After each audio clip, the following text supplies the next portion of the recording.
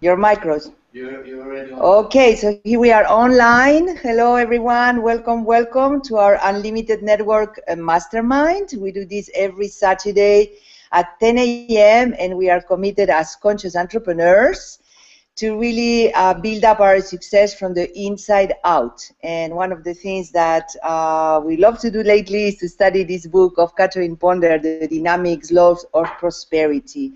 And I tell you, I mean, if you have not read it yet fully, go back to unlimitednetwork.com mastermind, and you will see the videos, and you can really study. I will say that I'm getting in a very much deeper level all this information that somewhere we already know, okay? So let's see, I just want to say just one thing for the ones, I know there is people on the other side, so welcome everyone, the ones that we are here live on the panel and the ones that you are on the other side. And just to let you know that if you want to be part of the panel and to be more engaged or to share your wisdom with us and to really grow together here more actively, please email Arne, A-R-N-E, at unlimitednetwork.com requesting the special link that you need to be on the panel. And besides that, I think I just would like to start today. We, you know, like last week we were talking about the prosperity law of love and goodwill. Feels to me that we are deepening the understanding of how to connect with source and how to really allow the work to be done from an easy flowing, allowing perspective. So the beginning of the book was really, I felt was more practical and to really, you know, help us to understand the switch of our minds. But right now we are talking more about the power of love. I was all week, you know, super aware of blessing situations or playing with I don't know if you remember from the Financial Independence chapter, we play with this multiplying by 10, everything that you financially use. If you buy something or whatever, you multiply by 10 because that is coming back to you, and I'm having fun. So, I mean, it's really evolving to open up my deeper layers of connection with the divine. So I'm very happy about that, and I hope you can enjoy that too. And today we are going to work with the prosperity law of prayer. And I was going through the chapter, and it's kind of long, so I was thinking, oh my gosh, Doc Frank, I hope you can make it on time or whatever, I don't know, but I think it's super important that we connect with that natural ability that I think we have as human beings really deep in our hearts. So without any delay here, let's jump into the depth of this chapter, Doc Frank, if you're ready, to really get what a prayer, or how we can pray and what that means in our life. Are you ready, Doc Fran?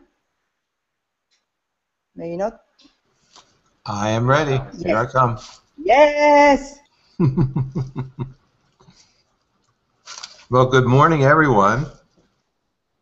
I'm so delighted. I thought there'd be a little more of a preamble. You caught me with a mouthful of food. Sorry. Hold 1 second. I'm just going to take a little sip of coffee to wash it down. Yes. Welcome, Heidi. Morning. Ah, good. Good morning. Hello, Heidi. Hi. My apologies for being late. Well, you're right on time. So. All good. All right. Well, today, this is quite a fascinating chapter again, as quite a fascinating book, Dr. Monica, that you and Arne have encountered and brought to our attention. So I feel doubly blessed to encounter Catherine Ponder and this marvelous book. So again, another blessing from our friendship, and I appreciate it. Yeah, I love the last week's law of love and goodwill. Certainly rang true, and we had a lot of wonderful discussion about it during the week. So if you missed last week's call, I would urge you to go back and listen to it on recall, because it really was a wonderful it was a really wonderful mastermind, actually. So today we have the prosperity law of prayer. And, you know, it is fascinating. Prayer is one of those topics that as humans, we attach a lot of significances to, either good or bad. And so people either gravitate to prayer or they react negatively to prayer. And but I think we'll have a different understanding of it by the end of this chapter this morning, and it is fabulous. Just for new people on the call, Catherine Ponder, in addition to being a life and spiritual coach and leader, is actually a ordained Unity minister. So she comes at this from the standpoint of understanding how deeply centric to all of our lives is understanding God, and the nature of God, and the power of God, and the real-time present awareness and aliveness of God in our lives. So with that as a backdrop, let's learn about the prosperity law of prayer. In these modern times, you hear much about the power of prayer. Prayer is often described as the mightiest force in the universe. Someone succinctly described the power of prayer in this manner. Prayer is profoundly simple and simply profound. Prayer has been described as man's steady effort to know God. Quite contrary to what most people think, prayer is natural to man, rather than a strange, mysterious practice. Primitive man prayed for the sun and the stars, to the fire and the water, to animals and plants, to images and myths, but primitive man certainly prayed. Later, as the intellect of man evolved, his ideas advanced as he conceived of God as a personal deity who had human sentiments and emotions, just as did primitive man. The early Hebrews prayed to this kind of God, a God with human traits, a God whom they felt had to be appeased by sacrificial offerings and implored to bestow favors. Because of their undeveloped spiritual understanding, the early Hebrews felt that God looked upon them as worms of the dust. All men in all ages have prayed in one way or another. At long last, mankind is coming out of a primitive and purely intellectual approach to God into true spiritual understanding. Our methods of prayer are now changing, expanding, and improving. Mankind is finally realizing that God is not a hostile being with a split personality of good and evil, but that God is a God of love, the unchanging principle of supreme good, which pervades the ordered universe. It is easy to pray and commune with this kind of God. Even though various prosperity laws are discussed in this book, the power of prayer cannot be overemphasized for permanent, satisfying prosperity. The person who prays daily is certain to succeed because he is attuning himself to the richest, most successful force in the universe. Jesus promised, "All things whatsoever ye shall ask in prayer, believing, ye shall receive." The Bible promises it plain that there's nothing wrong with praying for things.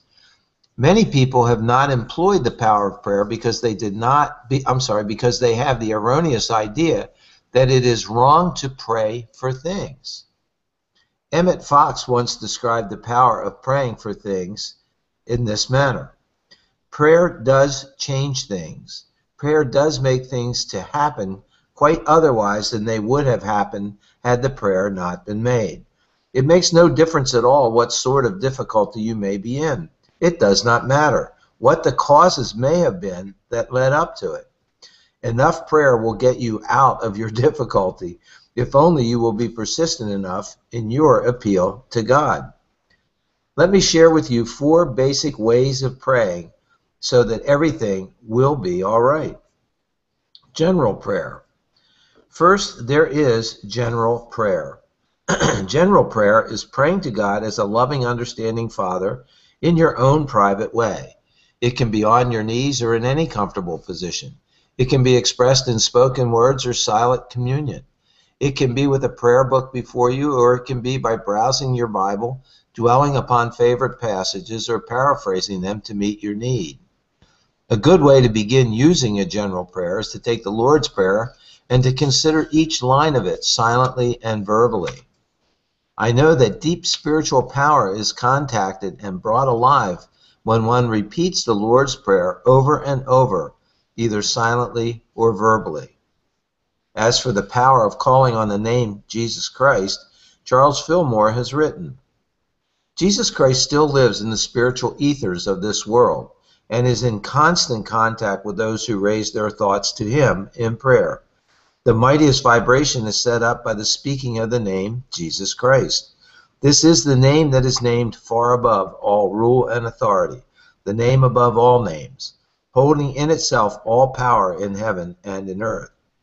It is the name that has power to mold the universal substance, and when spoken, it sets forces into activity that bring results. As Jesus promised when he said, "Whatsoever ye shall ask of the Father in my name, he may give it to you. If you shall ask anything in my name, that I will do."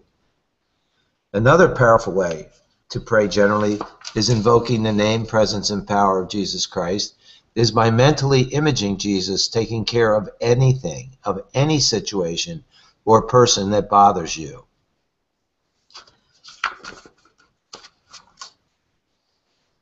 The second method of prayer is prayers of denial. The second type of prayer is one little known or understood. It is the prayer of denial. Many people cringe at the word denial, believing that its only meaning is to take away or withhold. But the word deny also means to dissolve or erase or be free from, to refuse to accept as true or right that which is reported to be true. Prayers of denial are for the latter purpose, to refuse to accept as necessary, true, and lasting, or right, anything which is not satisfying or good. Prayers of denial are your no prayers. They help you to reject things as they are and to dissolve your negative thoughts about them and make way for something better. Prayers of denial help you to erase, to be free from less than the best in your life. Prayers of denial are expressed in those attitudes that think, I will not put up with or tolerate this experience as necessary, lasting, or right. I refuse to accept things as they are. I am God's child, and I will accept nothing but his complete goodness for me. It is good to follow up thoughts of what you don't want with what you do want. After claiming, no, I will not accept this, you should add, yes, I will accept this or something better. To any situation that is dissatisfying, you can deny it by declaring to a loving Father, take away all iniquity, then follow it up with the affirmation, I will accept only that which is good. Prayers of denial dissolve fear, worry, sorrow, sickness, tension, and other negative emotions. No prayers seem to neutralize the effects of negation. In speaking of these second and third types of prayer, denial and affirmation, I would point out that they are as much attitudes of mind as formal methods of prayer. You can use them silently or verbally wherever you are, either as formal prayers or informally as attitudes of mind. So many people get the erroneous idea that somebody else can keep their good from them, and so they unhappily go through life believing it. Prayers of denial can dissolve such falsity. When you catch yourself thinking in such a limited vein, change a thought and declare, nothing can oppose my good.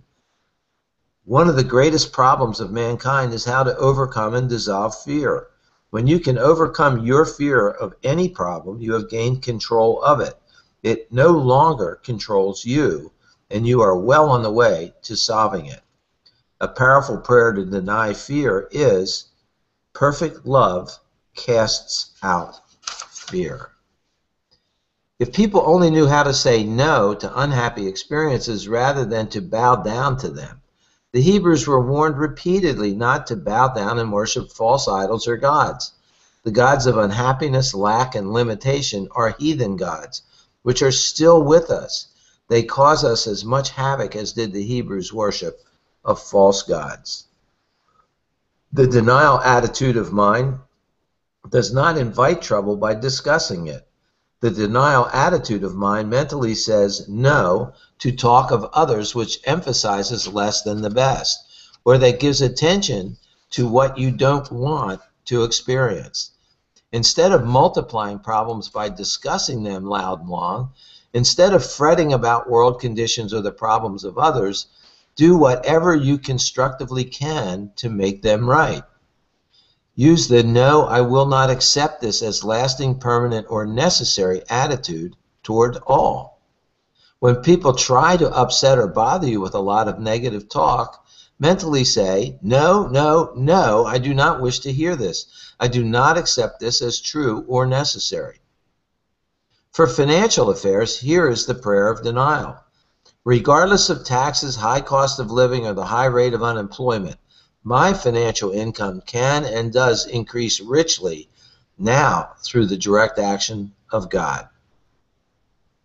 The third type of prayer, affirmations, should be used with denials. When you use denials, you erase, dissolve, liquidate. You then wish to make firm new good, which is done through affirmation prayers. The good affirmation prayer to be constantly affirmed is, God prospers me now. The fourth type of prayer is the prayer of meditation and silence. It is often in meditation and silent contemplative prayer that you feel the presence of God's goodness most strongly. In this type of prayer, you take a few meaningful words and think about them and feed upon them silently. Perhaps you are thinking, this is all pretty good spiritual theory, but how do I know that meditation and silent prayer will produce tangible, satisfying results in my workaday world? Perhaps you're thinking, I am not sure how to practice meditation and silent prayer. The truth is that you meditate whether you've been aware of it or not. Everyone does. The word meditate means to think about, contemplate, to consider deeply and continuously. Whatever you think about constantly is the subject of your meditation. In silent prayer, it is good to meditate upon the divine solution of any problem. You can begin by just taking the term divine solution and letting the thought grow in your mind. You can take some spiritual word or phrase, think about it, and let it unfold to you.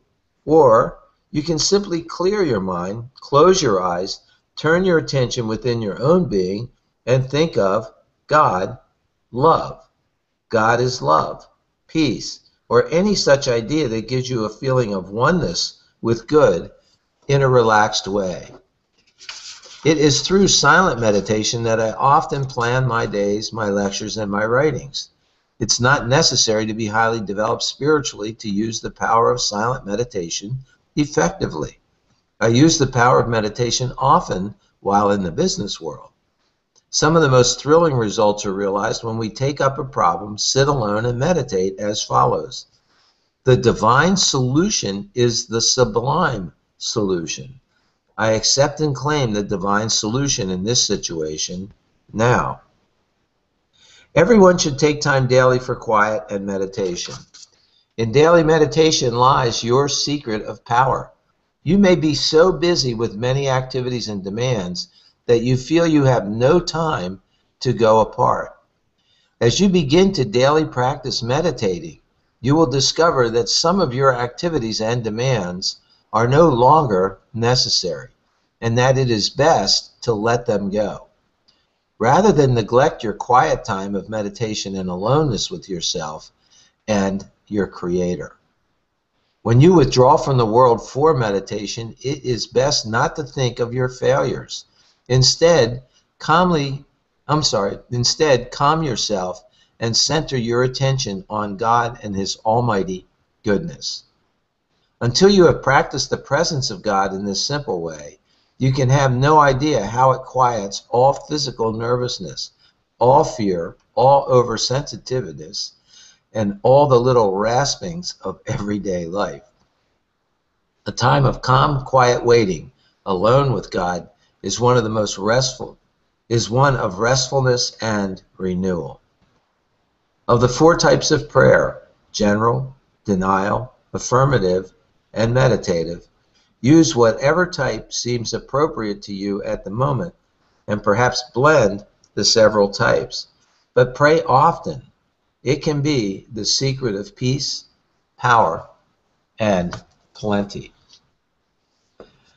I found this really fascinating because, having been raised as a Roman Catholic, we were taught primarily one form of prayer, and that was supplication.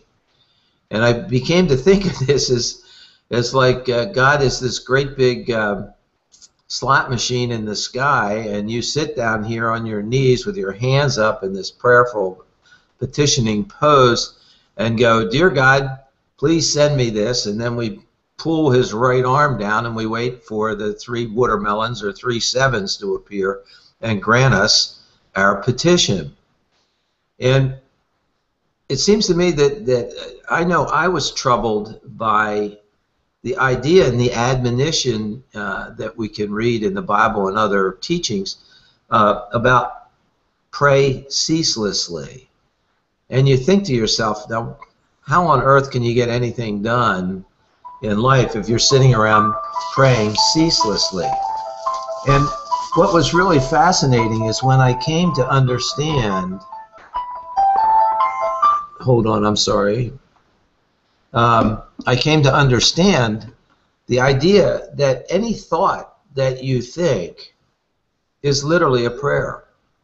And in this very chapter, when he talks about, don't talk of failures, don't dwell on problems, don't repeat them, and don't worry, don't fret about things, because one of the hardest things for us to learn, I think, as human beings, is that when you're worrying about something, your focus is on that something that you don't want. And we all know that we get what we focus on, and in fact, we get more of what we focus on. So worrying is literally praying for something that you don't want. Why on earth would we do that? Well, we do that because we're so conditioned to do it. I've talked a lot about the fact that we exist simultaneously as immortal spiritual beings as well as mortal physical beings.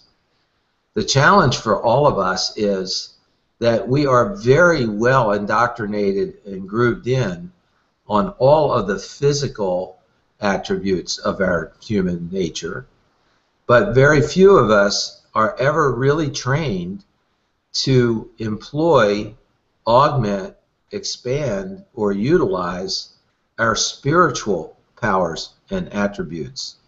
It's foreign to us because of trainings from people of influence in our lives as we grow from children to adolescents to adults. So with that perspective, I'm excited to hear what our panel's experience of prayer is and how they received this chapter. Back to you, Monica. Thank you. Thank you so much, Doc Fran. I feel like in such a reverence for who we are and to really learn how to communicate with Source and this kind of, concept of prayer. So thank you so much for your wisdom and putting that on our inquiry here. And to me, I was really resonating with what you were saying about, how I was educated. And, almost 60 years ago, so in Spain, imagine, it was like super close, religion and blah, blah, and really was an expression of separated consciousness, like fearful consciousness, because I remember we were, asked to go and confess every time, every week, and blah, blah, blah. What I realized is that it's very different to pray, and to ask from the wisdom that we have today, knowing that the universe or the original substance is unlimited, that is unconditional, that is supporting you constantly and is expansive and benevolent, to get all this concept of my true nature, of my being, of the presence of God within, let's say, than to ask for something from a place of I don't have it.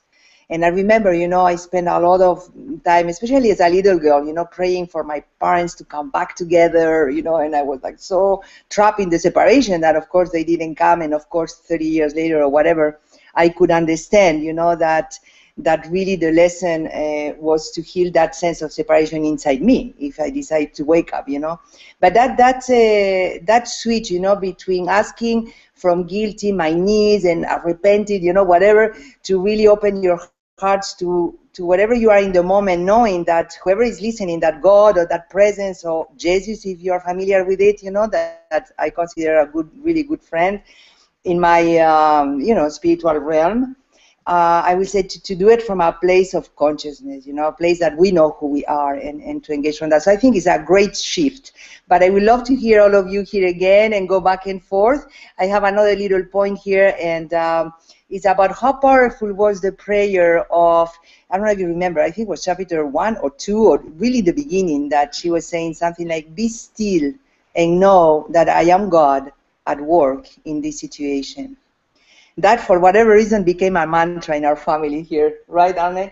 And it's like really put me in the, okay, be still, and know that God is in charge. Divine intelligence is in charge of the entire expression of this cosmos and universe. Relax, just align yourself with it, So that's something that I can feel already super gratitude and feeling grateful, for the teachings of Catherine Ponder. So these are my 2 points here. I would love to hear all of you. Please, whoever feels ready, open your microphone so I can see. And then we keep, how we apply prayer in life. Yes, Heidi, welcome.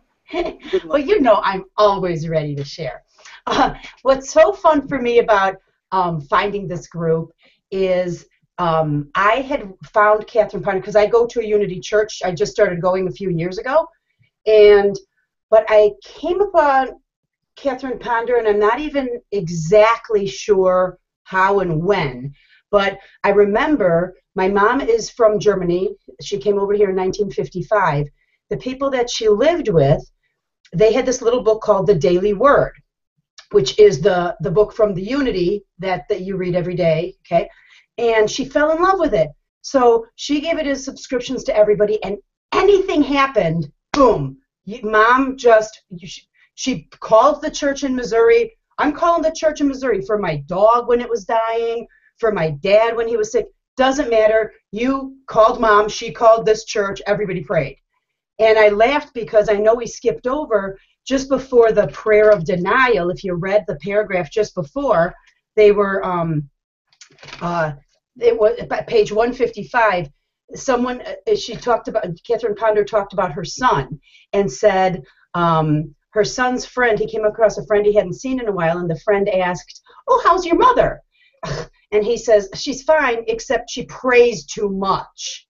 And I love the too much, because it's like having too much fun. It doesn't happen, So he says, well, does anything happen when she prays? He says, oh, yes, something always happens. And that's with my mom too.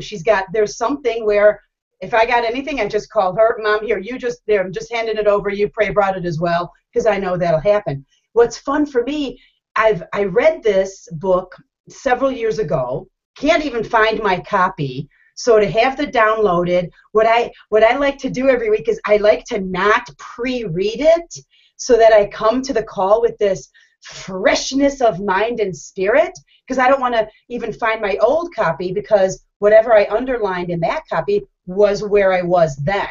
And where I was then was right after my father died, and those books were all coming to me to get me back to the beautiful space that I used to be before he died.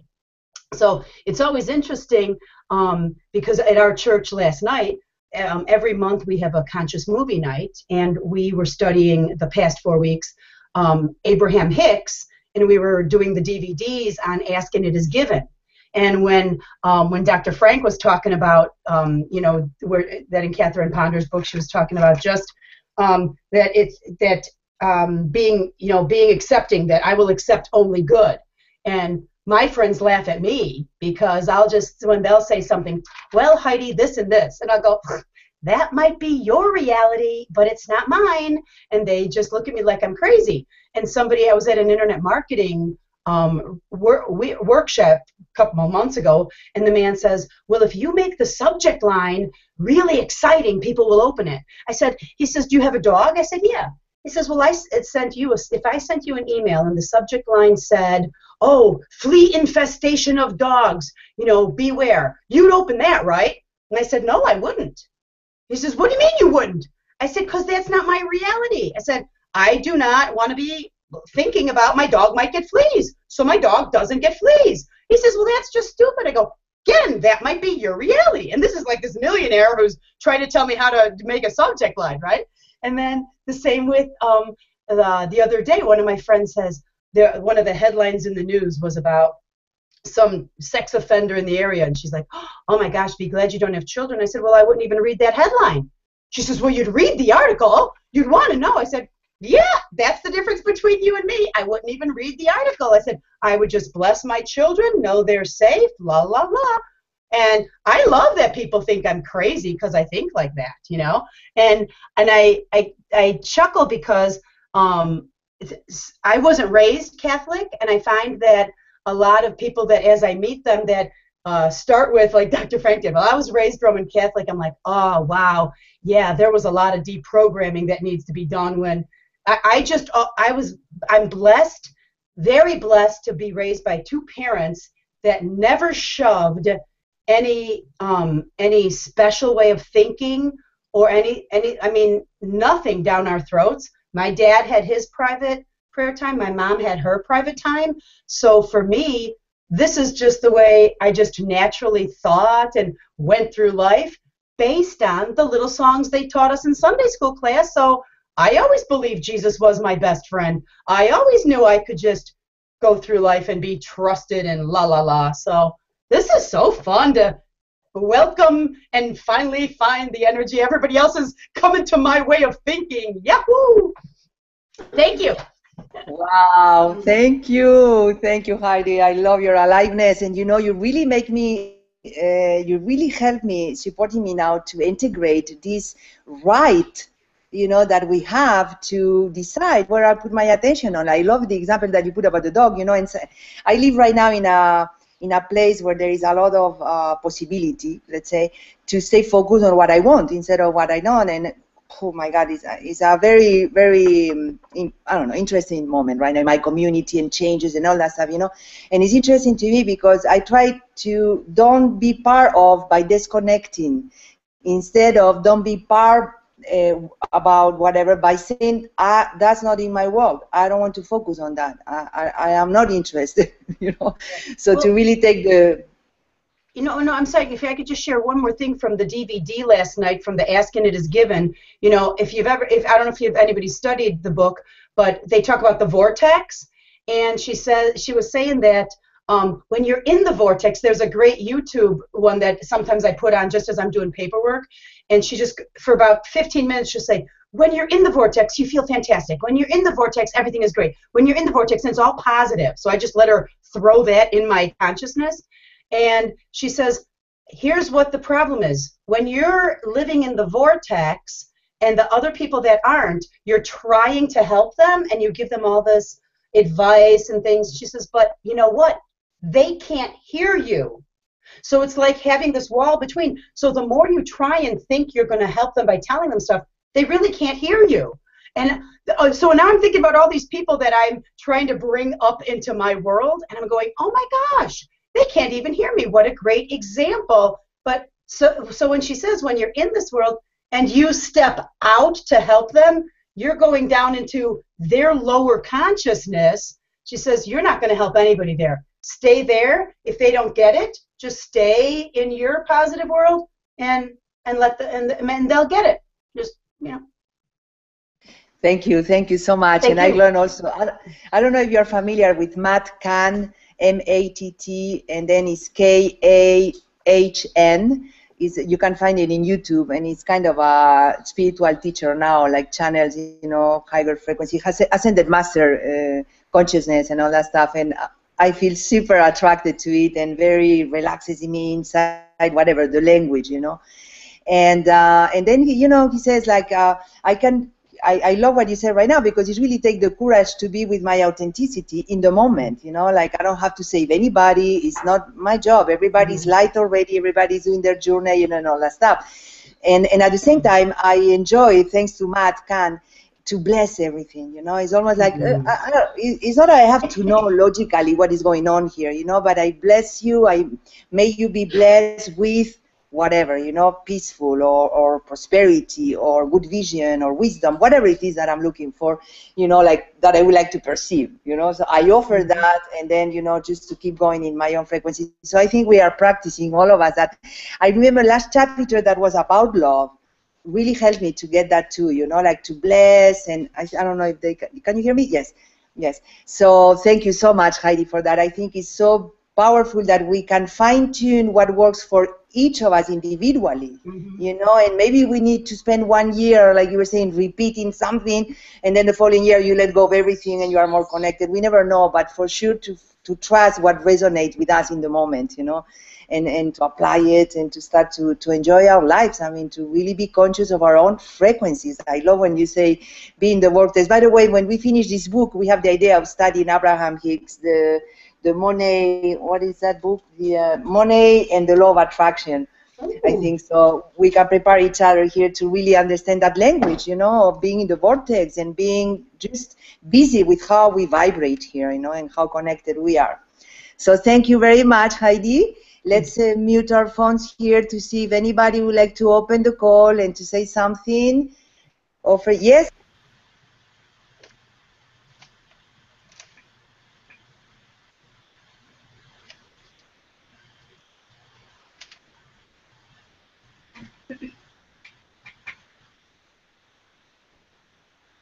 Candace, welcome. Oh, I lost your audio for a moment.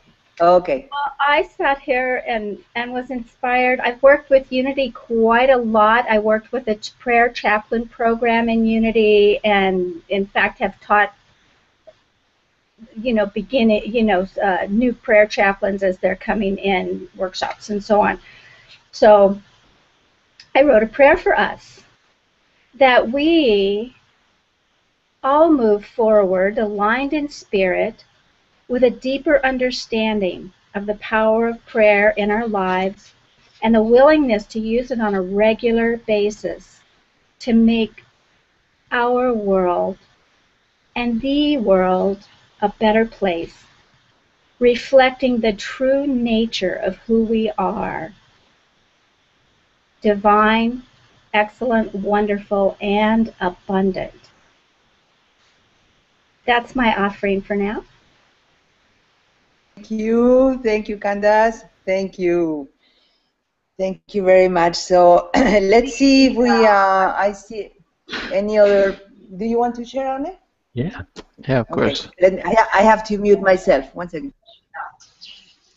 Yeah, I'm very thrilled to be here with all of you guys. Doc Fran, your deep, profound understanding of truth. I really enjoy it, and to be here with 3 women who have a total understanding also, that's very thrilling to me in this group here to be working with. Previously we had more men, and now more women, so that's wonderful. And the prayer for me seems to come down to the bottom line of being into, first of all, recognizing that there is more than my mind at work here, that there is a presence, there is a wisdom, there is a benevolent force or that wants good, like Dr. Fran said. It's not a evil and good side. It's something that is in my language, I used to call it it's movement. You have movement, which is life force, which is energy, which is God, which is evolution, and then you have non-movement, which is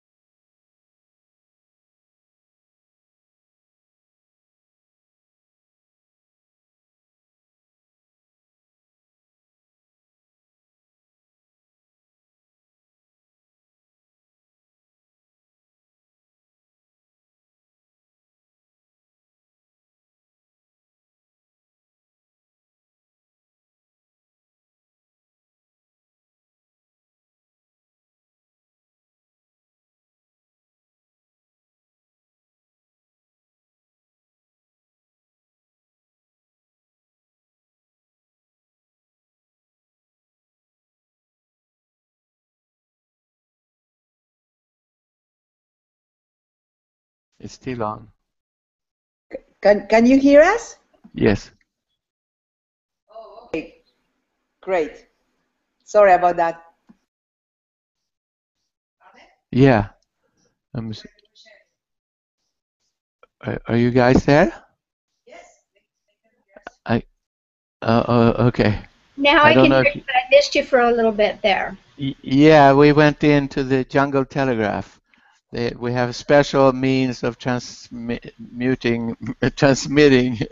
I couldn't even Yeah. hear the drums, Arnie. Oh no, I know. Anyway, so I don't know if you would talk about something else there, but the what was I talking about? Yeah, the no.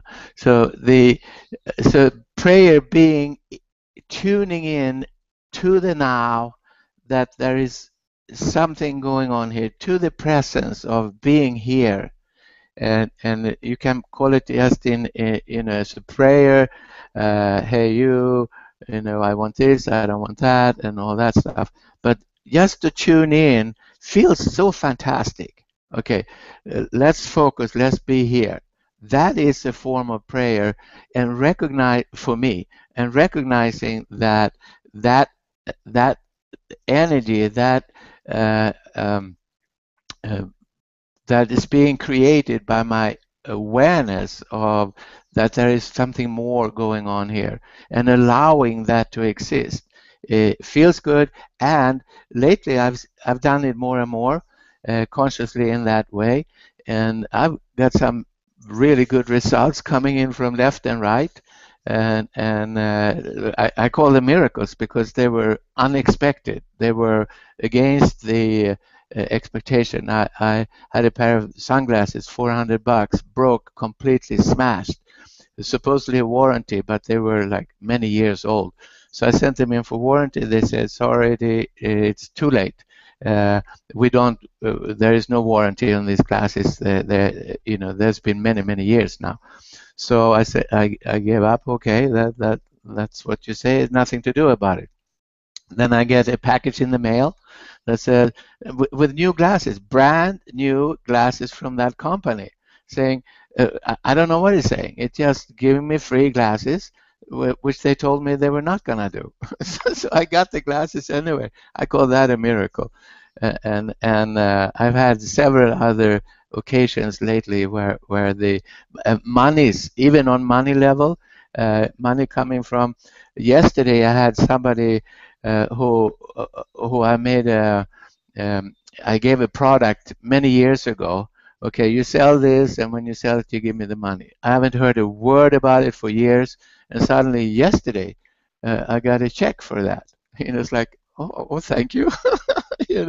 And there was another money thing that came in as well. So things are moving, and I think it's acknowledging that there is something else going on here. And now I remember what I was talking about. Movement. Movement is and death is non-movement. So as long as it's movement, is something acknowledgement, something awareness of, that's movement, and that's God to me. But it's not. It's movement with wisdom, movement with compassion, movement with capability. So very happy of that. In the book, she says the denial prayer. I never thought of that so I always kind of tried to stay away from that. And the way she described it, that denial, saying I don't want that, is a statement to the world in the form of prayer that's here this is what I want, this is not what I want. And that made me feel that that's something I want to do more of. It gives me strength, gives me clarity, and before I kind of shied away from it. No, I shouldn't be doing that. But it feels really good to do that. So I think that's what I have to say. Tune in to the source, whether you do it verbally, whether I do it verbally, or just by consciousness, feeling that other place of connection with something more than just simply me in the corner by myself. Is the most type of prayer that I like the most. Okay. Thank you, Arne. You know, you make me think here a lot, and you know, I was really curious about this topic here about the prayer of denial. I love that you put it on the table because I think it's super important, the attitude, you know, from rejecting something and judging it because I don't like it or I don't want it. That is, I come from the opposite background, you know, like to say yes to everything in the moment, you know. But at the same time, I feel like mentally talking, the way that she describes that is a mind that is certain, that is very clear and certain about what is the truth and what is not, and is going to say, you know, mentally say, thank you very much, you know, but what I focus on is this. I am not willing to entertain myself in this kind of thinking, you know.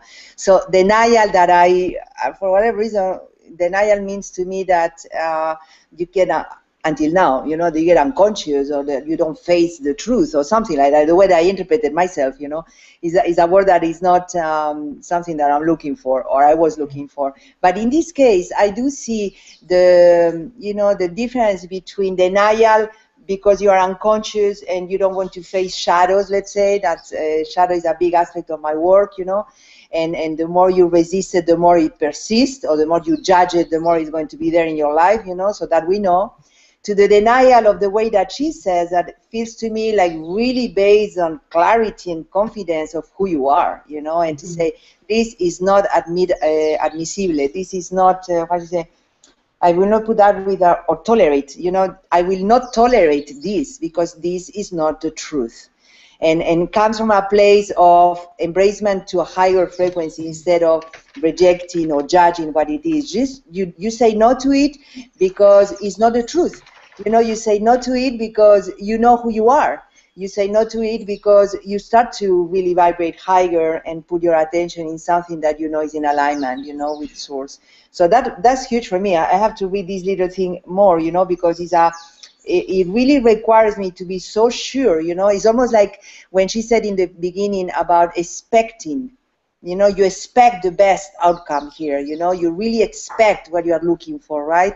And sometimes I have to differentiate between expecting and being attached, you know, like that's what I want, you know, and I ordered that and that is coming. Oh my God, I can be from the little mind, you know, or to really, you know, I expect because I know, you know, that is possible, because I know that if I thought about it, it's already in my consciousness. If I desired, it's because it's already in a plane enough dense that I can feel the desire of, you know. So it's not so personal, and so it's like it's divine intelligence expressing itself through me, you know. So fine-tuning between this denial of being willing to face what it is and to make peace with accepting what it is in the moment, not fighting with it, and at the same time how we can mentally really focus on, this is what I claim, this is what I expect, this is the truth. Whew. So whatever, anyone would like to say something more about that? I mean, I think the denial affirmation is important. Yes. Yeah, it's been interesting to me lately because for years I've been very easily imagining and experiencing living on my new boat. And then about 3 months ago, 2.5 months ago, that kind of vision that was always there day and night, automatically, I didn't do anything for that vision to be there, it stopped being there. And in the first few days, I was like, where is it? You know, where is the boat? How do I feel it? I was trying to make it happen. And then then I just let it go. And I say, okay, well, maybe it's not the the universe right now. Maybe the universe is, you know, let's just be. And just about 4 or 5 days ago, it has clicked in again. And no effort on my side. It's just there. I'm just seeing it. I'm feeling it. It appears rather than me looking for it to appear. But there was a period of a couple of months in between there where that didn't happen. But I didn't struggle with it. I just let it be the way it was, and I think it fits in a little bit with what you're saying there, on that there is a natural desire of the universe, and we are just a part of the expression of that. We are not the creator per se as that. Thank you very much, Arne. Yes, I'm integrating this more and more here. So let's check out. Yes, Heidi, I can see you open the microphone here. Oh, I remember when Arne was speaking earlier, and then also when Dr. Frank said about how the Bible says pray without ceasing. I think people seem to think that prayer is just stopping whatever you're doing, as opposed to just praying while you're driving or praying while you're just having a morning coffee. At least for me, I shouldn't say, at least for me, that works. And it reminded me also of a song that I learned when I was little, because I love song lyrics, so a lot of them come to my heart. And there was a song we sang when I was little that said, it's called, I don't know if raise your hand if you know the song, What a Friend We Have in Jesus. Did anybody learn this? Okay. And the first stanza of the song is so powerful. What a friend we have in Jesus, all our sins and griefs to bear. What a privilege to carry everything to God in prayer. And then I just looked up the last because I couldn't remember oh, what peace we often forfeit. Oh, what needless pain we bear, all because we do not carry everything to God in prayer. That song has served, that simple lyrics served me so well all my life that even when I feel stressed, I'll be walking my dog, hear that song and go, well, duh, what are you talking all this stuff? What do you listen to the monkey chatter? Just pray. And then boom, it's gone and I'm whistling and singing. So if you don't know the song, I highly recommend putting it in your repertoire. Thank you. And then we'll have a karaoke night. We'll have karaoke, Google Hangout karaoke. But thank you so much, Heidi. And I don't know, just to deepen in this here a little more, this prayer that says, let go and let God, to take care of this, or be still and know that I am God, working on this situation or whatever. I really see the same kind of message there, and truly relaxes my mental body. I mean, every time that I think this kind of thoughts, my mental body is like, like relax, and I can really focus in my heart. So, like you say, it's something that I repeat as a mantra. So it's not a prayer on my knees with my heart. Like lately, I'm doing a lot of Ho'oponopono. It's something that I like it, and I see, because I keep perceiving, so many negativity or judgment or whatever. So I use it. Oh my gosh, I'm so sorry. Please forgive me, because I created that, or my ancestors or whatever, for the conditioning that I see here. Thank you so much. I love you. And I keep repeating that from my heart. And many times it's like uplifting, in the devotion of who we truly are, and let it go. Let go and let God to take care of this. I don't have to control everything here. So I think I'm progressing a lot in that way, and I wanted to make sure that the song is the same kind of frequency. I mean, I wanted to understand that it's pretty much the same. Let go and let God, to take care of this. And financially talking, it's funny because we are in business here to really allow our financial comfort, freedom, whatever it is that every one of us wants. But we got together, and I want to acknowledge that, because we are in business together, and the fact that we decided, or we chose, the social media and e-commerce, or whatever it is, the business vehicle, I think is not an accident, because really is bringing conscious entrepreneurs together that I think we can change the world. I just put a post on Facebook, about join us, it's free, and we can change the world by changing from the inside out, like to really embody this prosperity consciousness and to be in alignment with this kind of communication and offerings that we do to the world, So I'm happy to see that we can integrate it all here together, and I so much appreciate, all of us here commenting and deepening, and I think that's the way that we work, to really embody this prosperity consciousness so we can fuel, if you want, our business vehicle, the one that we have chosen here, to allow this residual income coming in, constantly, without me having to be worried, without me having to make effort. I mean, that will be the old consciousness, suddenly it's like this new, easy, graceful, I don't know, affluent, abundant, unlimited prosperity that we are made of, so it's our job to make ourselves, our body, more high frequency, I would say, so we can embody that frequency and to really experience that world, So I just want to say thank you from the depth of my heart to be so conscious here and so willing to keep expanding, in this direction. So thank you very much. And with this, I think we have finished. I don't know if there is any question on the other side, Arne, that I know that people were coming there. No, beautiful. So we are going to complete our call here. I want to say one thing that I want is to celebrate today is Celio Villalba, our friend that comes here every Saturday. Is his birthday today. So I would like just today you get 1 minute to say happy birthday and thank you for being our live. We celebrate you, Celio. And I hope you too, you can feel it because he's such a beautiful man and I really love his wisdom too. So I hope he can see this episode, I mean this chapter, on the recording. He will love it, I'm pretty sure. So happy birthday, Celio. And for the rest of us, thank you so much for being here, really being these conscious entrepreneurs committed to prosperity and to change our world from the inside out. Thank you for the ones that you are on the other side, and thank you for the ones that you are seeing the video during the week. Remember, it's going to be posted on under unlimitednetwork.com/master-mind. And you have it there, and then you can go also to the, what is the name of the, where we have all the videos there?